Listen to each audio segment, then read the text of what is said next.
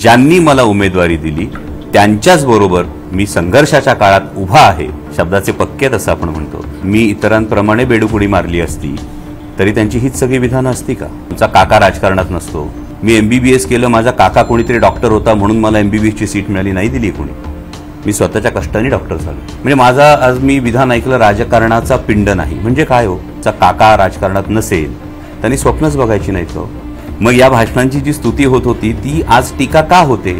म्हणजे आपला तो बाब्यान दुसऱ्याचं ते कार्ट नसतो। नाही, खरं तर तुम्हा सगळ्यांचं मनापासून स्वागत, सगळ्यांना जय शिवराय। शिरूर लोकसभा मतदारसंघामध्ये महायुतीचा उमेदवार कोण असणार याविषयी एक अनेक दिवस अशी चर्चा सुरू होती आणि आज खरं तर या संदर्भामध्ये मनसरमध्ये एक सभा झाली आणि खरं तर आजच्या सभेचं मला खरोखर नवल वाटलं की 2019 मध्ये बराक ओबामांनी विरोधात लढून दाखवावं किंवा संसदेच्या प्रांगणात उभं राहून अजितदादांना ज्यांनी आव्हान दिलं होतं त्यांचाच दादांच्याच उपस्थितीत प्रवेश व्हावा आणि तोही मंगल कार्यालयात एक छोटेखानी सभा घेऊन व्हावा, यामध्ये मला खरोखर आश्चर्य वाटलं थोडंसं। आणि दुसरी महत्त्वाची गोष्ट अशी आहे की आजच्या सभेमध्ये अनेकांनी अनेक वेगवेगळी विधानं केली, पण मला असं वाटतं की माननीय उपमुख्यमंत्री अजितदादा पवार यांच्यासारख्या मोठ्या नेत्याला, ज्यांचं पुणे जिल्ह्यावर एवढं वर्चस्व राहिलेलं आहे, माझ्यासारख्या कोणतीही राजकीय पार्श्वभूमी नसलेल्या एका सर्वसामान्य मध्यमवर्गीय शेतकरी कुटुंबातल्या मुलाच्या समोर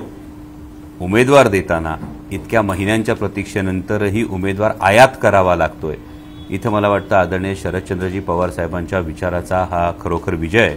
आणि गेल्या 2-3 महिन्यामध्ये जर आपण बघितलं तर महाराष्ट्राचे उपमुख्यमंत्री, महाराष्ट्राचे मुख्यमंत्री हे अनेकदा शिरूर लोकसभा मतदारसंघात आले, त्यातही माननीय उपमुख्यमंत्री अजितदादा पवार हे अनेकदा उत्तर पुणे जिल्ह्यामध्ये आलेत आणि आजही माननीय उपमुख्यमंत्री अजितदादा पवार यांनी जी काही स्तुतीसुमनं देशाचे पंतप्रधान माननीय नरेंद्रजी मोदी यांच्यावर उधळली, ही उधळत असताना माझ्या उत्तर पुणे जिल्ह्यातल्या कांदा उत्पादक शेतकऱ्याच्या जखमांवर मीठ चोळण्याचं काम हे अजितदादांनी केले। कारण मेट्रो असेल, हे एवढे मोठमोठे प्रोजेक्ट्स असताना आमच्या कांदा उत्पादक शेतकऱ्याची कांदा निर्यात बंदी उठवण्यासाठी नेमके महाराष्ट्र सरकारने काय प्रयत्न केले, ही कांदा निर्यात बंदी लादून मोदी सरकारनं जे कांदा उत्पादक शेतकऱ्यांच्या ताटात माती कालवण्याचं पाप केलंय याविषयी अवाक्षरही काढलं गेलं नाही। इतकंच नाही तर बिबट्याच्या हल्ल्यामध्ये गेल्या वर्षभरात 8 जण मृत्युमुखी पडलेत। असं असताना आम्हाला दिवसा 3 फेज लाईट ही 24 तास आणि दिवसा महत्त्वाचं म्हणजे 3 फेज लाईटचा पुरवठा व्हावा याविषयीही माननीय उपमुख्यमंत्री चकार शब्द काढत नाहीत आणि आमचा संपूर्ण उत्तर पुणे जिल्हा हा बिबट्यांच्या दहशतीत खाली वावरत असताना आम्हाला रिंग रोड, मेट्रो अशी जी वेगळी स्वप्न दाखवण्याचं जे एक काम होतं, मला वाटतं हे आमच्या सर्वसामान्य शेतकऱ्याच्या, सर्वसामान्य जनतेच्या जखमांवर मीठ चोळण्याचं पाप आहे। आणि आज खरंच मला आश्चर्य वाटलं, कारण दादांसारख्या जवळपास 30-35 वर्ष राजकारणात, समाजकारणात असणाऱ्या नेतृत्वाला माननीय पंतप्रधानांची या पद्धतीनं महती गावी लागावी आणि हा साक्षात्कार होण्यासाठी समाजकारणातली जवळपास 34 वर्ष जावीत आणि 27 जूनला भोपाळमधल्या माननीय पंतप्रधानांच्या भाषणानंतर ही उपरती झाली आणि 27 जूनच्या आधीचा संपूर्ण त्यांचा स्टँड, पब्लिक डोमेनमध्ये असणारी त्यांची सगळी भाषणं आणि आजचं त्यांचं भाषणं आणि त्यांची सगळी विधानं पाहिली तर खरोखर हे आश्चर्य आहे की मग आता हायवेवरच्या युटर्नच्या सिम्बलवरचं सिम्बल बदलून या पद्धतीची भूमिका घेणाऱ्यांचा फोटो लावावा का, हा प्रश्न सगळ्यांच्या मनात पडतो।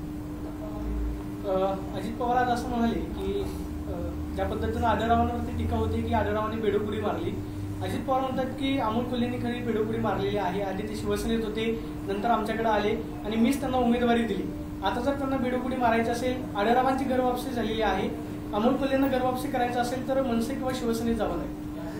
मला असं वाटतं की 2019 मध्ये मला जी उमेदवारी दिली ती आदरणीय शरदचंद्रजी पवार साहेबांनी दिली।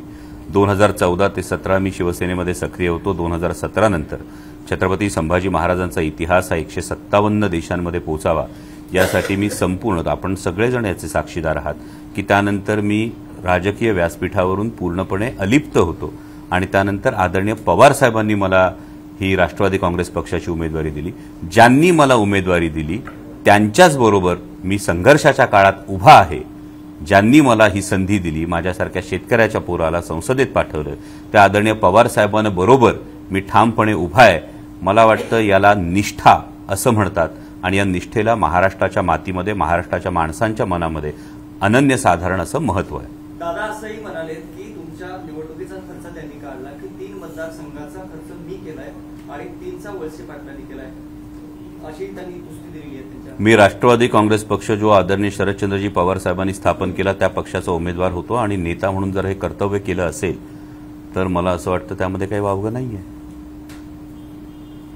त्यामध्ये काय वावगं असावं की जेव्हा 2019ला मी उमेदवार होतो आणि त्यावेळी मी राष्ट्रवादी काँग्रेस पक्षाचा आदरणीय शरदचंद्रजी पवार साहेबांच्या त्यांनी स्थापन केलेल्या पक्षाचा उमेदवार होतो. ते त्या पक्षाचे त्यावेळी नेते होते.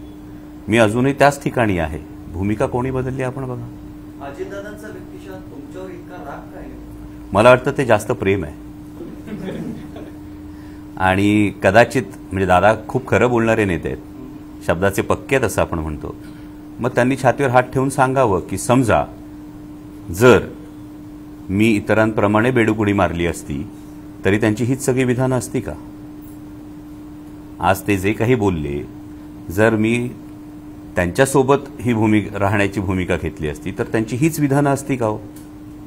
मग माणूस चुकला नाहीये, माणूस आहे तिथेच आहे, फक्त त्याने तुमच्या सोयीची भूमिका घेतली नाही म्हणून जर टीका होत असेल. माझ्यासारख्या कुठली राजकीय पार्श्वभूमी नसलेला म्हणजे आम्ही फार सॉफ्ट टार्गेट असतो.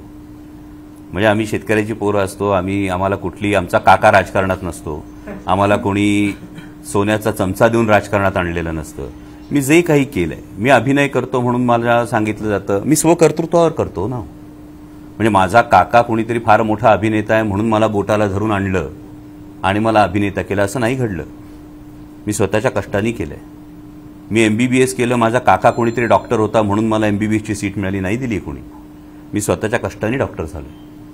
आणि या सगळ्या एज्युकेशनल क्वालिफिकेशन नंतर जे तुम्ही खूप सहज सॉफ्ट टार्गेट करू शकता. म्हणजे माझा आज मी विधान ऐकलं, राजकारणाचा पिंड नाही म्हणजे काय हो? माझं करप्शनमध्ये नाव आलं नाही म्हणजे माझा राजकारणाचा पिंड नाही का? आमच्यासारख्या सर्वसामान्य मध्यमवर्गीय कुटुंबातल्या पोरांनी ज्यांचा काका राजकारणात नसेल त्यांनी स्वप्नच बघायची नाहीत का? त्यांनी समाजकारणात यायचं नाही का? त्यांनी राजकारणात यायचं नाही का? मग तुम्ही शिक्का मारणारे तुम्ही कोण की आमचा राजकारणाचा पिंड आहे किंवा नाही? हा साधा सरळ सवाल सर्वसामान्य मध्यमवर्गीय कुटुंबातल्या प्रत्येकाच्या मनात येणं स्वाभाविक आहे ना. आज संसदेमध्ये उभं राहून ज्या मतदारसंघानं माझ्यावर विश्वास ठेवला त्या मतदारसंघाचे प्रश्न पोटतिडकीने मांडताना आपण सगळेजण मला गेली 5 वर्ष पाहतात. म्हणजे पहिल्याच टर्ममध्ये दादांनी आज अनेक सेलिब्रिटीजची नावं घेतली. त्यांनी एक उदाहरण असंही दाखवावं सेलिब्रिटीजचं की त्या सेलिब्रिटीला संसदरत्न पुरस्कार त्याच्या पार्लमेंटरी परफॉर्मन्समुळे मिळाला. जर मला 3 वेळा संसदरत्न पुरस्कार मिळाला, यामध्ये आमच्या नेत्या खासदार सुप्रियाताई सुळे यांचं मार्गदर्शन प्रचंड मोलाचं आहे. पण एक सेलिब्रिटी म्हणून जेव्हा तुम्ही हिणवता तर तुम्ही या वस्तुस्थितीचा इन्कार कसा करता की मग यावेळी महाराष्ट्र भूषण पुरस्कार देताना तुम्ही अशोक सराफांसारख्या अभिनेत्यांना दिला. मग उद्या अशोक सराफांनी तुमच्या विरोधात भूमिका घेतली तर तुम्ही तेच म्हणणार का की सेलिब्रिटी होता म्हणून? सो मला असं वाटतं की या पद्धतीनं सॉफ्ट टार्गेट करण्यापेक्षा वस्तुस्थिती काय आहे, पार्लमेंटरी परफॉर्मन्स काय आहे आणि सातत्यानं हे विषय मांडत असताना आपल्या मतदारसंघाचे प्रश्न असतील, आपल्या भागाचे प्रश्न असतील, हे संसदेत मांडणं हे फार गरजेचं आहे. आढळराव पाटलांनी त्यांनी एक सल्ला दिलाय की तुमचा जो उमेदवार आहे म्हणजे तुम्ही डायलॉगबाजी करण्यामध्ये वस्ताद आहेत, त्यामुळे तुम्हाला आता फार जोमाने कामाला लागायचं असं ते सांगतात. एक काळी तुमची स्तुती करत होते तुमच्या भाषणाच्या. मी तेच म्हणतोय, माझी भूमिका नाही बदलली हो. मग या भाषणांची जी स्तुती होत होती ती आज टीका का होते? म्हणजे जिथं फुलं होती तिथं आता काटे का पेरले जात आहेत?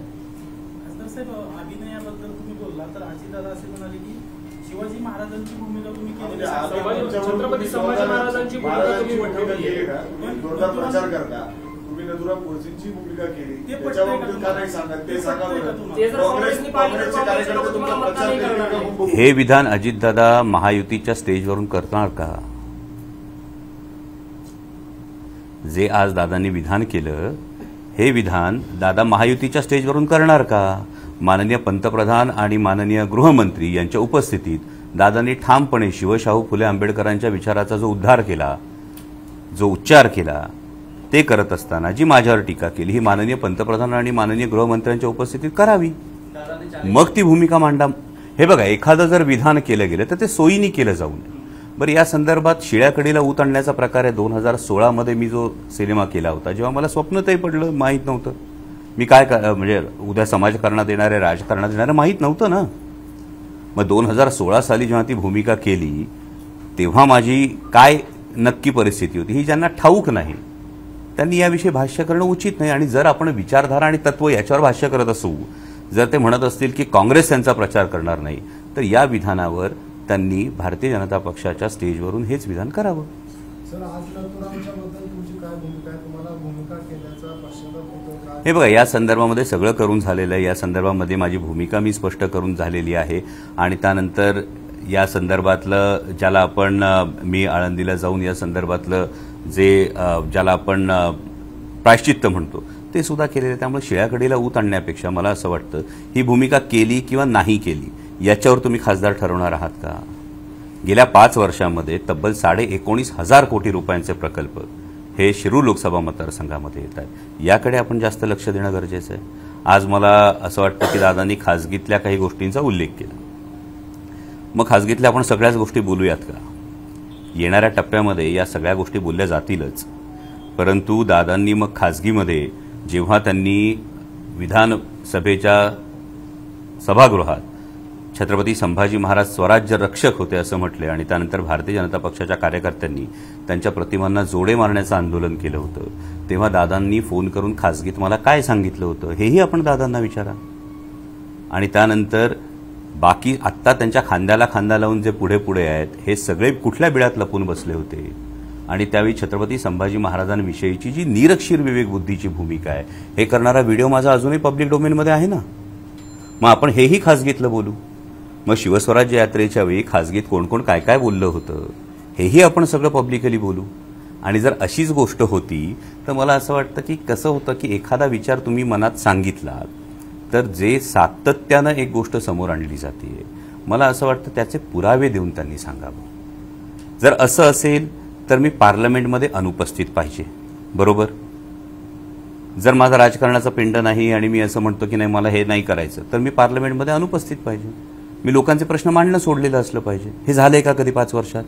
तुम्ही बघितलंय का कधी? मी सातत्याने लोकांचे प्रश्न मांडतो, मी सातत्यानं लोकांसाठी हे करतोय. मग खासगीत तर दादांनी मला हेही सांगितलं होतं, तू खाली जास्त फिरलास तर आमदार डिस्टर्ब होतात, मग आमदार माझ्याकडे वेगळ्या तक्रारी करतात, त्यापेक्षा माझं सगळं ऐकणाऱ्यातले आहेत. मग मी त्यांना त्यावेळी सांगेन तू पार्लमेंटवर लक्ष दे, तू पार्लमेंटमधल्या कामावर प्रॉपरली लक्ष दे.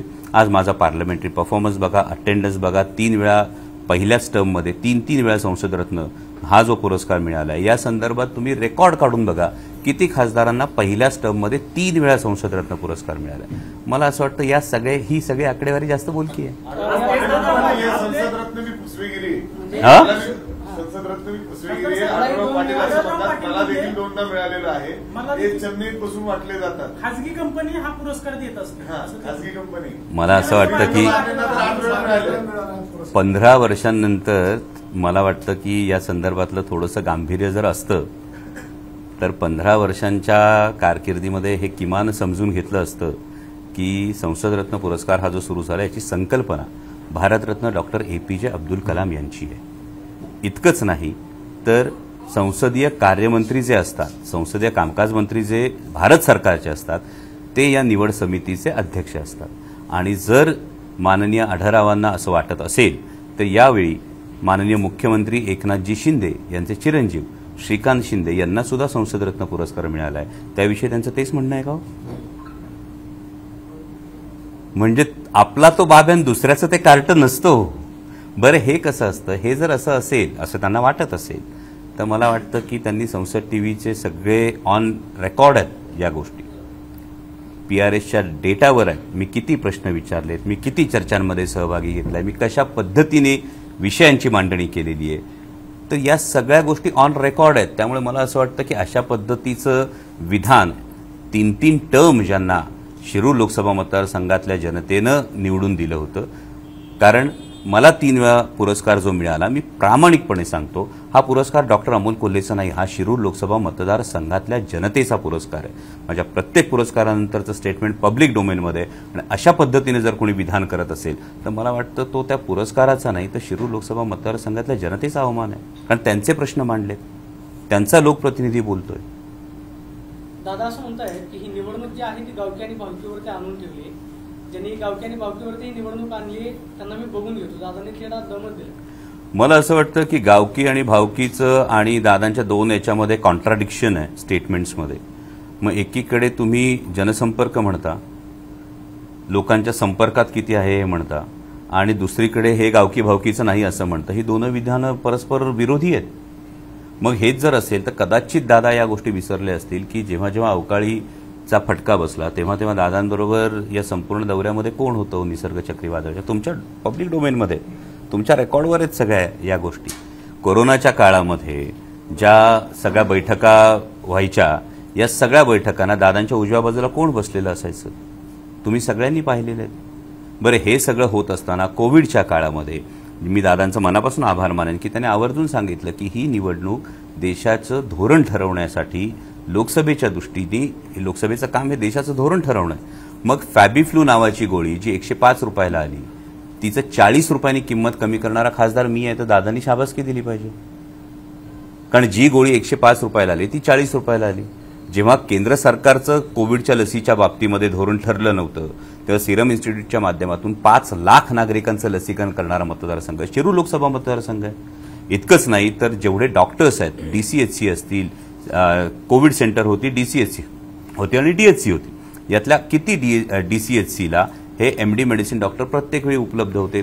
ऑपरेशनल जे डॉक्टर होते, जे ऑन फील्ड डॉक्टर्स होते, हे खूप जास्त BHMS, BAMS डॉक्टर्स होते. यांच्यासाठी व्हेंटिलेटर मॅनेजमेंटपासून ते स्टँडर्ड ट्रीटमेंट गाईडलाईन्स कशा पद्धतीने अंमलात आणायच्या, या सगळ्याच्या ऑनलाईन सेमिनार्स कोणी अटेंड करायला लावले, कोणी कंडक्ट केले, याची जर सगळी माहिती घेतली तर मला वाटतं कोरोना काळातल्या एकूण कामाबद्दल ही नक्कीच मला वाटतं पॉलिसी मेकिंगच्या दृष्टीने ही शाबासकी असली पाहिजे.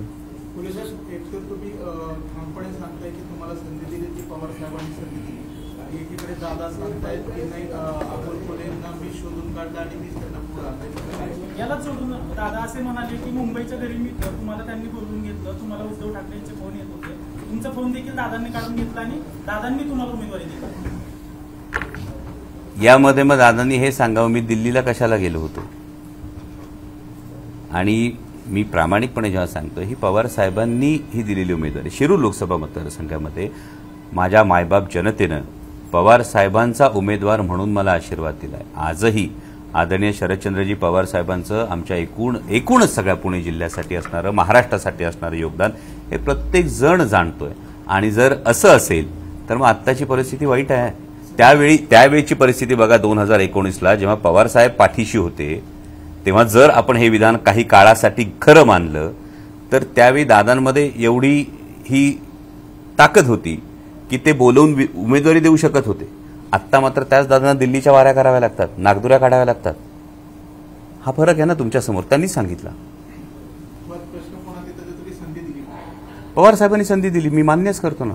आदरणीय शरदचंद्रजी पवार साहेबांनी संधी दिली आणि ऍडजस्टमेंटल उमेदवार आहे असं म्हणता येईल 100%. कारण या पद्धतीनं फर्स्ट चॉईस असा काही एक प्रकार असतो आणि दुसरा प्रकार असतो आता नाईलाज असतं. तर ज्या पद्धतीनं तुम्ही गेल्या 2.5-3 महिन्यांमधली या सगळ्या घडामोडी बघताय तर सर्वसामान्य जनतेमध्ये ही भावना आहे की नाईलाजास्तव आता ही उमेदवारी समोर आली आहे, अशी सर्वसामान्य जनतेची भावना आहे. आणि मी पुन्हा एकदा दादांचा आभार मानेन की दादांनी सर्वसामान्य जनतेला आज एक आवाहन केलं की 15 वर्षांचा परफॉर्मन्स बघा आणि 5 वर्षांचा परफॉर्मन्स बघा. त्यामुळे 2004 ते 2019 शिरूर लोकसभा मतदारसंघामध्ये माझी आपल्या सर्वांना विनंती आहे, एक आलेला मोठा प्रोजेक्ट दाखवा. 2004 ते 2019 एक मोठा प्रोजेक्ट हा शिरूर लोकसभा मतदारसंघामध्ये आला आहे का याची आपण तपासणी करा. 2019 ते 2024 मध्ये 2 वर्ष मधली कोविडच्या काळात गेल्यानंतर सुद्धा छत्रपती संभाजी महाराजांच्या समाधीस्थळाचा जो विकास असेल, त्यानंतर इंद्रायणी मेडिसिटी सारखी संकल्पना असेल, नॅशनल हायवेच्या माध्यमातून तब्बल 19,500 कोटी रुपयांचे प्रकल्प ज्याच्या निविदा आता ऑन आहेत, म्हणजे आचारसंहिता असल्यामुळे केवळ ते काम सुरू होत नाहीत, हे मोठे प्रकल्प आहेत. चाकणमधलं ESISचं हॉस्पिटल असेल, राष्ट्रीय वनौषधी संशोधन केंद्रासारखा प्रकल्प असेल, पुणे नाशिक रेल्वेच्या प्रकल्पाला मिळालेली गती असेल, या सगळ्या गोष्टी तुमच्या समोर आहेत. त्यामुळे 15 वर्ष आणि 5 वर्ष ही तुलना जरूर केली जावी असं मला वाटतं. या लोकसभेला पाटलांचा बैलगाडा किती धावेल? पाटलांचा बैलगाडा किती धावेल? बैलगाड्या संदर्भात माझे बैलगाडा मालक, बैलगाडा शौकीन हे सगळे हुशार आहेत. त्यांनी जो एक अव्याहतपणे लढा दिला, या लढ्याला संसदेमध्ये कोणी योग्य प्रकारे वाचा फोडली आणि कोणाच्या कार्यकाळामध्ये बैलगाडा सुरू झाला हे सुद्धा सगळ्यांना ठाऊक आहे. पण शिवसेनेच्या भूमिकेकडे कसं पाहता? कारण विजय शिवतारे जे शिंदे गटात गेले, ठाकरेंना सोडून तेही आता विरोधात आहेत अजितदादांच्या. दुसरीकडे शिंदे गटाचेच आढळराव पाटील आता घड्याळाकडे आहेत आणि एकेकाळी तुम्ही शिवसेनेत होता आणि राष्ट्रवादीत आहात. त्या तिघांच्या भूमिका वेगळ्या. नाही, मी उद्धवसाहेब ठाकरेंबरोबर होतो, त्यामुळे त्यांची भूमिका त्याच ठिकाणी महाराष्ट्राच्या स्वाभिमानासाठी तशीच अजून आहे. आणि जे आपण म्हणतात ते महायुतीमध्ये आलबेल नाही हे चित्र सातत्यानं समोर येते. मुळातच एकूण देश पातळीवर माननीय पंतप्रधान नरेंद्रजी मोदी यांची लाट झपाट्यानं ओसरताना आपण बघतो आहोत. गुजरात सारख्या राज्यामध्ये जेव्हा 2 उमेदवार, बडोद्यातला उमेदवार हा तिकीट परत करतो, जयंत सिन्हांसारखा एक चांगला उमेदवार, डॉक्टर हर्षवर्धन सारखे उमेदवार राजकीय संन्यास घेतात, पहिलीच यादी जाहीर झाल्यानंतर आणखी 3 उमेदवार आपली तिकीटं परत करतात, या सगळ्या गोष्टी आपल्या समोर आहेत. आणि हे असताना म्हणजे जर सेलिब्रिटी या गोष्टीवर दादा म्हणत असतील तर पुन्हा मग दादांचं हेच मत कंगना राणावत आणि अरुण गोविल यांच्या उमेदवारीवर आहे का, हेही त्यांना कदाचित पुढे जाऊन याचीही उत्तरं द्यावी लागतील. नाही, शिवसेनेच्या बाबतीमध्ये तुम्ही जर बघत असाल तर ही केवळ शिवसेनेची नाही, ही भारतीय जनता पक्षाच्या सगळ्याच मित्रपक्षांची ही परिस्थिती आहे. मी महायुतीविषयीच भाष्य करतोय की महायुतीमध्ये ज्या पद्धतीनं सुरुवातीला कॉन्फिडन्स दाखवण्यात आला, ही पायाखालची वाळू सरकताना आपल्याला दिसते आहे. ज्या पद्धतीनं विरोधकांना टार्गेट केलं जात आहे, म्हणजे झारखंडमध्ये हेमंत सोरेन यांना अटक केली जाते, दिल्लीमध्ये अरविंद केजरीवाल यांना अटक केली जाते, आणि एकीकडे महाराष्ट्रामध्ये जी काही स्वप्न त्यांच्या कार्यकर्त्यांचं मनोधैर्य वाढवण्यासाठी दाखवली जातात, हे असताना शिवसेनेने म्हणजे शिवसेना फोडून रिझल्ट मिळत नाही म्हणून राष्ट्रवादी फोडून झाली, त्यानेही रिझल्ट मिळत नाही म्हणून महाराष्ट्र नवनिर्माण सेनेबरोबर बैठक झाली, त्यानेही रिझल्ट मिळत नाही म्हणून रासपला सुद्धा सोबत घेतलं जातं. त्यामुळे ही सगळ्याचं द्योतक हेच आहे की महायुतीच्या पायाखालची जमीन सरकलेली आहे. सर्वसामान्य महाराष्ट्राच्या जनतेला गद्दारी आवडत नाही. तुम्ही रासपचा उल्लेख केलाय, बारामतीमधनं कदाचित रासपचे उमेदवार नेते जे आहेत जानकर, त्यांचं बारामतीमधनं महायुतीचे उमेदवार असण्याची एक राजकीय वर्तुळात चर्चा आहे.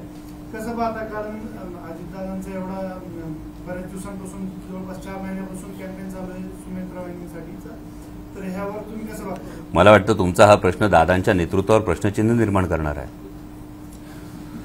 म्हणजे शिरूरमध्ये उमेदवार आयात करावा लागला आणि बारामतीमध्येही उमेदवार आयात करावा लागला, तर जिल्ह्याचं नेतृत्व एवढी वर्ष करणाऱ्या नेतृत्वावर तुम्ही प्रश्नचिन्ह उपस्थित करताय.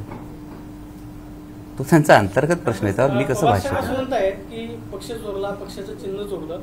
सुनेत्रा पवार असं म्हणतायत की पवारसाहेब लोकशाहीला मानतात, 80% लोकांनी अजित पवारांची भूमिका स्वीकारलेली आहे, तर मग पक्ष चोरला, चिन्ह चोरला असं का म्हणतात? 80% लोकांची भूमिका बरोबर नाहीये का? कृष्णाच्या बरोबर आखी भावकी विरोधामध्ये होती, मात्र जिंकला तो कृष्ण, अशा आशयाचं पोस्ट जे आहे, फेसबुक पोस्ट जे आहे ते सुनेत्रा वहिनींनी केली. मला वाटतं ही जी कृष्णाची भूमिका आहे, सर्वसामान्य जनतेच्या मनामध्ये ते स्थान जे आहे, त्या भूमिकेच्या संदर्भातलं स्थान जे आहे ते आदरणीय पवारसाहेबांना स्थान आहे. मग म्हणजे 80% आणि कृष्ण, तर जी संपूर्ण चतुरंग सेना आहे ती चतुरंग सेना एकीकडे आणि कृष्ण एकीकडे, हा महाभारताचा इतिहास आहे. त्यामुळे मला वाटतं की ते भाष्य करत असताना हा आपण इतिहास तपासून पाहायला हवा. आणि दुसरी महत्वाची गोष्ट ही आहे की येणाऱ्या निवडणुकीमध्ये सर्वसामान्य जनतेचा जर आपण जनमानस जर तपासून पाहिलं तर आदरणीय पवार साहेबांना मिळणारा जो एक प्रचंड प्रतिसाद आहे आणि त्या प्रतिसादाचं एक कारण नाही, म्हणजे अव्याहतपणे गेली 55 वर्ष पवार साहेबांनी महाराष्ट्रासाठी जे काही केले ते सर्वसामान्य माणूस जाणतो आणि त्यासाठी तो खंबीरपणे त्यांच्या पाठीशी. म्हणजे माझा फोन जर तुम्हाला मी आत्ता दाखवला तर माझ्या फोनवर तुम्हाला येणाऱ्या नेत्यांचे फोन नाही दिसणार, सर्वसामान्य माणसांचे फोन येत आहेत. का तर सर्वसामान्य जनतेने ही निवडणूक हाती घेतलेली आहे, सर्वसामान्य जनतेने हे ठरवलेलं आहे. कारण महाराष्ट्राचा हा इतिहास आहे. मला तुम्ही दाखवा ना महाराष्ट्रामध्ये गद्दारी केलेल्या एखाद्या इतिहासातल्या एखाद्या माणसाचं नाव हे गौरवाने घेतलं जातं असं एक उदाहरण आपण दाखवा मला महाराष्ट्रातलं. महाराष्ट्र हा स्वाभिमानासाठी उभा राहतो, महाराष्ट्र हा स्वाभिमानानं संघर्ष करणाऱ्यांच्या पाठीशी ठामपणे उभा राहतो आणि आज आदरणीय पवार साहेब या संघर्षाचं प्रतीक बनलेले आहेत. ही वस्तुस्थिती आहे. जिंकणार कोण, चतुरंग सेना की कृष्ण? संस्कृती आपली ही सांगते कृष्ण जिंकतो. आढळराव पाटलांनी भाषण करताना सांगितलं की मी पहिल्या 5 वर्षात तुम्ही मांडलेले प्रश्न संसदेत आणि त्यांनी मांडलेले प्रश्न ते अधिक आहेत असं त्यांनी सांगितलं आणि तुमच्यासारखी बच्चनगिरी करता येत नाही असं त्यांनी तुमच्यावर टीका केली आहे. मला वाटतं बच्चन हे फार मोठे अभिनेते आहेत, त्यामुळे मी आभार मानेन त्यांचं की त्यांनी एवढ्या मोठ्या व्यक्तीची जर मला उपमा दिली असेल. आणि दुसरं कसं असतं की 2014 पर्यंत असणारं एक वातावरण आणि 2019 नंतरचं वातावरण यामध्ये अनेक फरक आहेत. त्यामुळे प्रश्न मांडण्याचं जर संख्या फक्त बघितली तर त्या प्रश्नांच्या खोलात जेव्हा जाल तुम्ही तेव्हा आजचं दादांचं एक विधान जे आहे हे विधान आणि ते प्रश्न याचं एक फार मोठं समीकरण हे येणाऱ्या भविष्यकाळात पुराव्यानिशी मी तुमच्यासमोर ठेवेन. मग हे प्रश्न मांडत असताना मला वाटतं की ते जर प्रश्न शिरूर लोकसभा मतदारसंघातल्या संदर्भात जास्त असते तर नक्कीच आनंद वाटला असता. हे प्रश्न कुठले आहेत, हे कुठल्या संदर्भातले आहेत याचाही आपण एकदा धांडोळा घ्यावा. एकनाथ शिंदे ज्यावेळेस उद्धव ठाकरेंच्या शिवसेनेतून बाहेर पडले त्यावेळेस असं म्हणाले की आम्हाला शिवसेनेचे राष्ट्रवादी काँग्रेस होऊ द्यायचे नाही. मात्र आज त्याच एकनाथ शिंदेचे सहकारी घड्याळाच्या चिन्हावरती लढवले जातात. तिथं एक असं समीकरण आहे की फक्त शिवाजीराव आढळराव गेले, इतर माझे आमदार ते मात्र अजून शिवसेनेमध्ये आहेत. हे मात्र नवल आहे, म्हणजे की शिवाजीराव आढळराव राष्ट्रवादी काँग्रेसमध्ये जातात, शिवसेनेचे पदाधिकारी अजून शिवसेनेमध्येच आहेत. एकनाथ शिंदेंना नाविलाजानं हा निर्णय घ्यावा लागला, जागा सुटत नाही किंवा आपल्या सहकार्यांना घड्याळाच्या चिन्हावरती लढवावं लागते. मग आता शिवसेनेचे राष्ट्रवादी झाले की राष्ट्रवादीची शिवसेना होईल? मला असं वाटतं हा माननीय मुख्यमंत्र्यांचा हा अंतर्गत प्रश्न आहे. मी फक्त वस्तुस्थिती हीच सांगतो, ही ताकद आदरणीय शरदचंद्रजी पवार साहेबांच्या विचाराची आहे की एका साध्या मध्यमवर्गीय शेतकरी कुटुंबातल्या पोराला घेरण्यासाठी एवढ्या मोठ्या नेत्यांना ताकद लावावी लागते तरी उमेदवार मिळत नाही आणि उमेदवार आयात करावा लागतो. ही आदरणीय पवार साहेबांच्या विचाराची ताकद आहे. त्यामुळे त्यांचं काय झालं हा त्यांचा अंतर्गत प्रश्न आहे. तुम्ही असं बोलताना म्हणालात की अजितदादांनी तुम्हाला सांगितलं होतं की तुम्ही संसदेत लक्ष दे, आमदारांकडे माझ्या ऐकणाऱ्यातले मी पाहतो, पण आज बोलताना ते म्हणाले की आमदार माझ्याकडे तक्रार करायचे की खासदार मतदारसंघात फिरतच नाही. मी कसं म्हणतो की या सगळ्या गोष्टी ना या सांगण्यातल्या आहेत. मग त्याच्यावर एक वेगळा कार्यक्रम करावा लागेल. चला दोस्तो खाजगीतलं बोलू काही. दादा तुमच्या पाठीशी कायम उभे राहिले पण दादांसोबत तुम्ही गद्दारी केली आणि त्याची खंत अजितदादांच्या मनात आहे आणि ती मतदानाच्या माध्यमातून भरून काढायची. हे बघा, माझ्यासारख्या सर्वसामान्य व्यक्तीविषयी जर एखादी खंत इतक्या मोठ्या नेत्याच्या मनात असेल तर 100% काहीतरी कामाचा माणूस आहे म्हणूनच असणार ना. आणि जर तसंच असेल तर मला असं वाटतं की जे प्रदेशाध्यक्ष आज प्रवेश करून घेण्यासाठी आले होते ते प्रदेशाध्यक्ष सुद्धा 2019 पासून खासदार होते ना. म्हणजे सेलिब्रिटी म्हणून किंवा खासदार म्हणून जर परफॉर्मन्स माझा वाईट आहे असं जर तुमचं म्हणणं असतं तर मग तुमच्या प्रदेशाध्यक्षांचा आणि माझा पार्लमेंटरी परफॉर्मन्स समोरासमोर ठेवा, लोकांसमोर होऊन जाऊ द्या ना. दूध का दूध पाणी का पाणी. जर तुमच्या पक्षाच्या प्रदेशाध्यक्षांपेक्षा एका साध्या शेतकऱ्याच्या पोराचा पार्लमेंटरी परफॉर्मन्स हा जास्त उजवा असेल तर तुम्ही त्याला सेलिब्रिटी म्हणून कसं हिणवू शकता.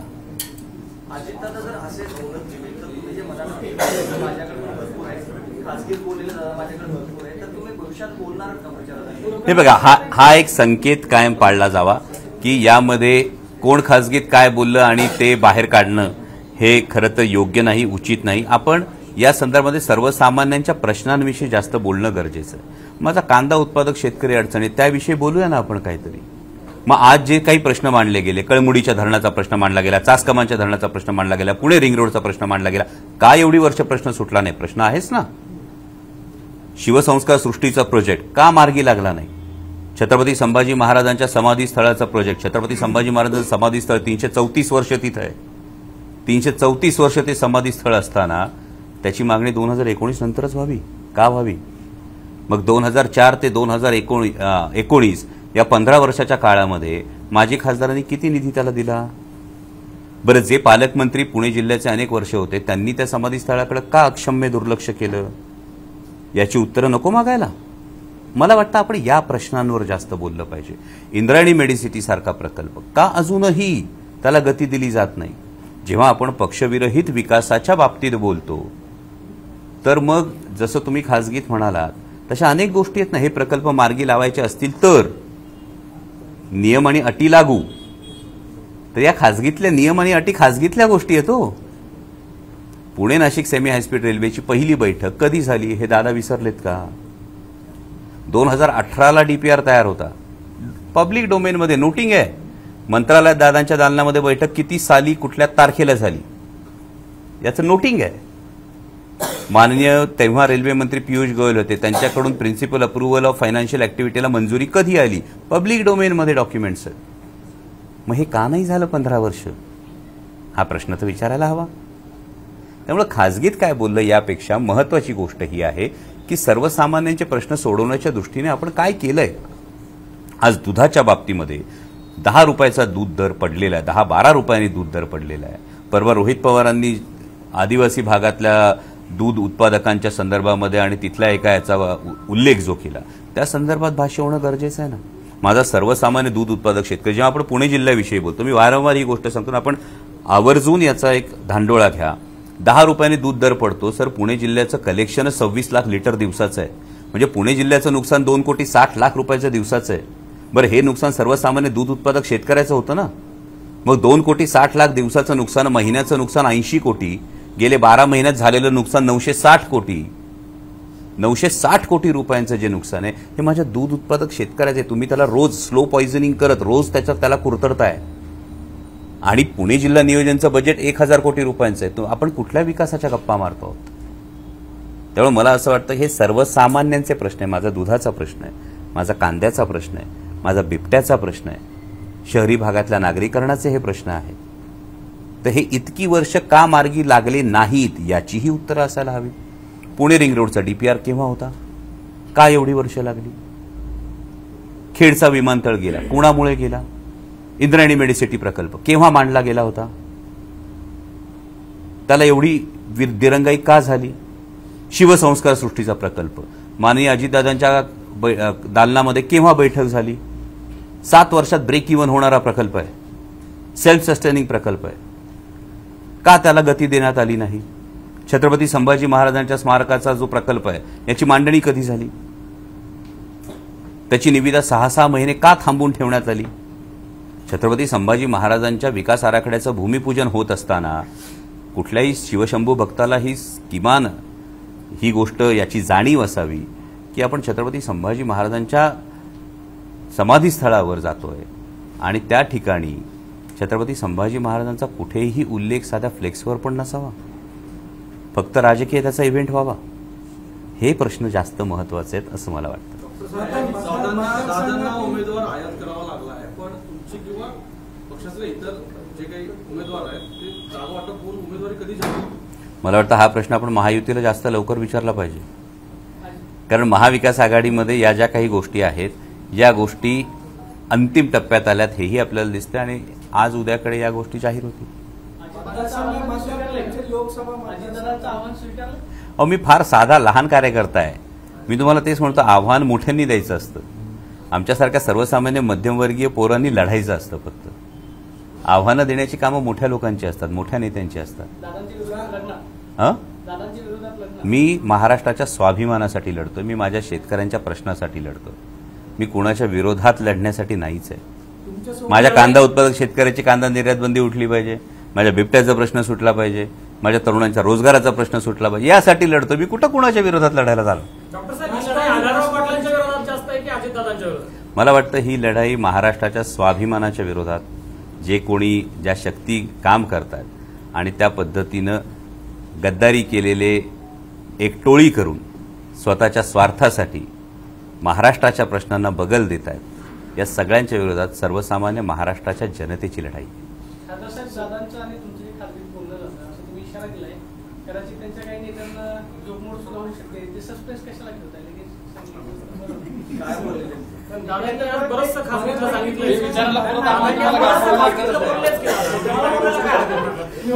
पण त्याच वेळी दादांनी अजूनही सांगितलं अजून 40 दिवस बाकी आहेत, मतदारसंघातील अजून 40 दिवस बाकी आहेत. एक आमदार सोडलं तर बाकी आमदार सगळे राष्ट्रवादी आणि कसं सामना करणार? काय नाही, 19ला तेच होतं की 19ला 1-5च होतं. आमदारांनी टेन्शन घ्यायचंय, आमदारांनी टेन्शन घेण्याची गोष्ट आहे. हा तुमचा प्रश्न आमदारांनी टेन्शन घेण्याचा बाब आहे, कारण 2019ला 1-5च परिस्थिती होती. आत्ता मी निवडणुकीला सामोरं जातोय, आत्ताही 1-5च आहे. 2019 नंतर 5-1 झाली, 2024 नंतर 5-1 जर झाली तर मला टेन्शन असायला पाहिजे की बाकीच्यांना असलं पाहिजे? हे बघा, यामध्ये सर्वसामान्य जनतेचा प्रश्न आहे. ही कुठल्या आमदाराची निवडणूक नाहीच आहे हो, ही फक्त कुठल्या खासदाराची निवडणूक नाहीये.